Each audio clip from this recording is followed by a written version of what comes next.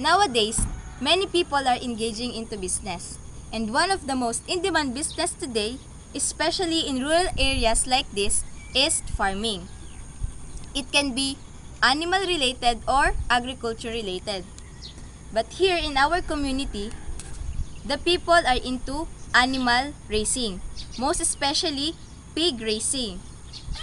Because pig raising is quite easy to initiate, all you just need is investment. In a large piggery, owners hire a lot of workers to feed and clean the pigs and the piggery. In these traditional and manual ways are too effortful, time-consuming, and expensive because of the wages for the workers. But with this automatic feeder, this will help lessen the work of the workers and the efforts and money that you render.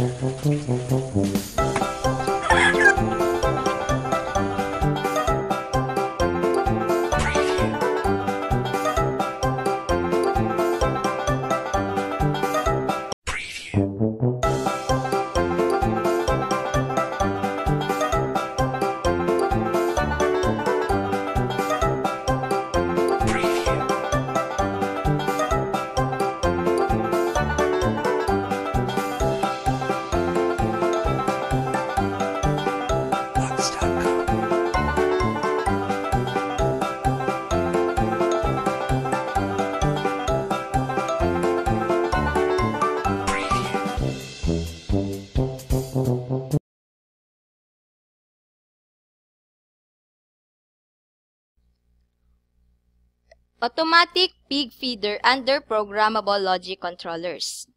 Under this report or under this video is introduction, proposal, description, circuit, how it works, and advantages or benefits. Under introduction, a programmable logic controllers or PLC is a digital computer used for automation of typically industrial electromechanical processes, such as control of machinery on factory, assembly lines, amusement rides, or light fixtures. PLC are also used in many industries and machines. In my proposal, it is automatic pig feeder. This is the circuit of a automatic pig feeder. This automatic pig feeder is a time-based machine with sensors. And as you can see, there is a start button, stop button, and sensors. The start button signals the system or open the system or the machine. This has sensors that will sense the level of the feeds remain in the trough and how much feed should put in the trough. And to see how it works, let's play the circuit.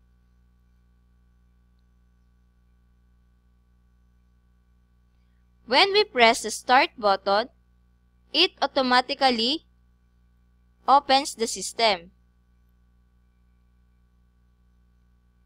And when the sensor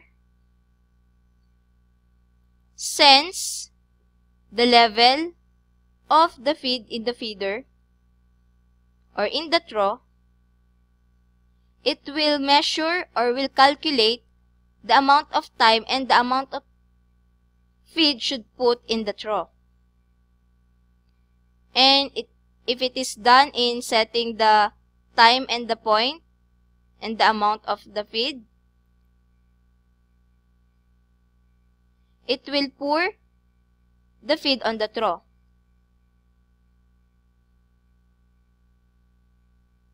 There it goes. When the set point or the set time has reached, the pouring of the feeds will automatically stops. The benefits of automatic pig feeder. First, its form and function.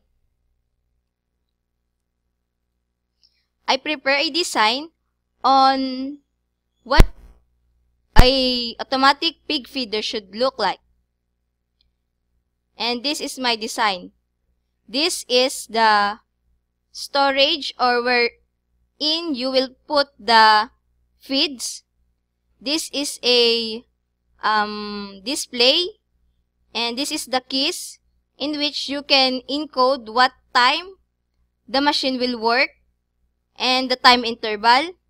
And this is also a display that will measure the amount of feeds remain in the storage, and it will beep once the storage is in a low level.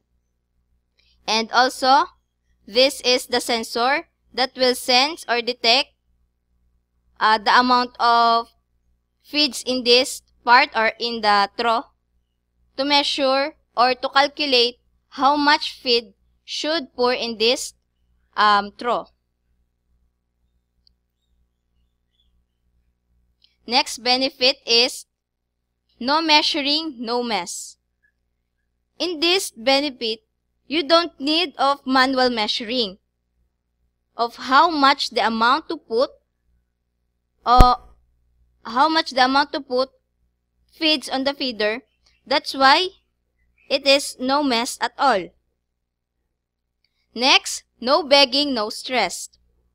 It eliminates begging because the feeder will dutifully provide their meals on a scheduled time, regardless of whether you are asleep, home, or away. And it also added benefits of providing the consistency of routine that pigs crave. Next is unmatched reliability and precision.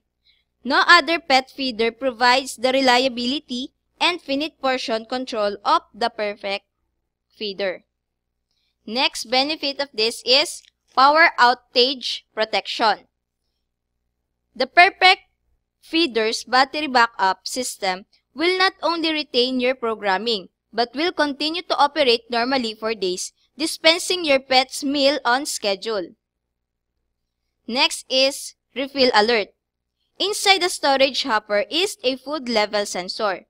When the food is drawn down to within the several days of empty, the unit will emit an audible series of beep to alert you of the need to refill. Next, feed 1 or 2. The perfect feeder may be configured to feed 1, 2 or more pigs, and compare the components for both configuration are included within each unit. Next, it is built for lasting satisfaction. The perfect feeder has the weight and feel you expect in a quality appliance.